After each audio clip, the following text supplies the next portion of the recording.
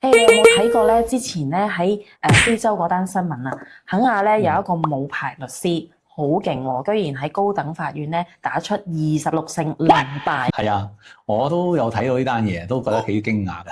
咁啊，心諗如果呢件事喺香港咧，就應該唔會發生嘅，因為上庭一陣間都企唔穩啦。係啦，我哋今日順便講清楚咧，香港嘅律師同埋大律師到底有咩分別咧？不如先講下大家最常見嘅誤解啦。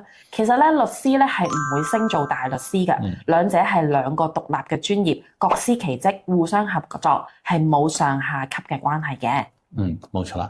香港法律制度咧源自於英國啦，咁啊分 solicitors 同埋 barrister，咁咧就以前咧就叫做律師咧都有稱租做事務律師嘅，咁但係因為太多社誤會咧，其實已經取消咗，全部統稱為香港律師。咁點解中文翻譯要加個大字落去大律師度咧？OK，咁有個講法咧就話以前香港高等法院咧嗰度叫做大閣樓啊，咁咧大律師咧成日喺嗰度出現，咁所以中文咧就叫咗做大律師啦。咁講翻大律師先啦，其實大律師主要嘅職責咧係做訟辯啦、草擬陳詞啦、俾法律意見啦，最重要係佢哋所有法院都有發言權嘅。冇錯，即係由裁判法院啦、區域法院啦、高院啦、上訴法庭啦、終審法院全部都可以出嚟講嘢嘅。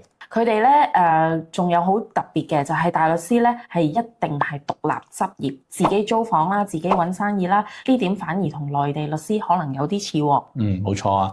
咁但係市民咧都唔可以直接揾大律師嘅，咁一定要經律師行轉介啦，亦都避免可以大律師去揀客啊嘛。呢個就係所謂嘅 cap rank rules 啦。咁有時間嘅話咧就要一定要接，好似的士咁樣樣啊。至於資深大律師咧，我哋成日都講 SC 啊 Senior Counsel，就係對佢嘅能力同埋貢獻有一定嘅肯定，類似英國嘅 QC 或者 KC。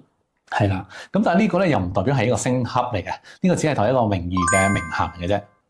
講翻律師啦，律師做嘅嘢咧其實範圍好廣嘅，咁有商業啦、買賣啦、家事啦、遺產啦、仲裁啦、刑事啦、民事訴訟啦，乜嘢都有份。律師咧可以係獨資經營或者以合夥形式經營，大部分律師都係受僱於律師樓嘅執業㗎。係啦，咁唔少好多律師咧，亦都係專攻一範啊，深度其實同大律師都差唔多。咁喺訴訟方面咧，律師咧可以自己出庭啊，但係發言權有限制啦。通常就係裁判法院啦、區域法院啦、高等法院嘅內庭啦。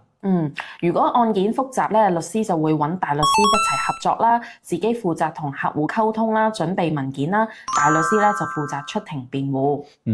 講到呢度咧，大家應該感受到兩者之間嘅合作關係就唔係上下嘅分別嘅。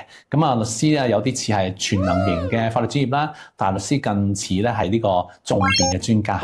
其實咧兩者咧都係法律專業嚟嘅，不過角色就唔同啦，訓練唔同啦，執業嘅方式都唔同。係啊。講翻頭先嗰單非洲肯亞嘅假律師新聞啦，就係香港應該好難會發生嘅，因為制度非常清晰，出庭咧亦都權咧亦都有非常嚴格嘅安排同埋限制嘅。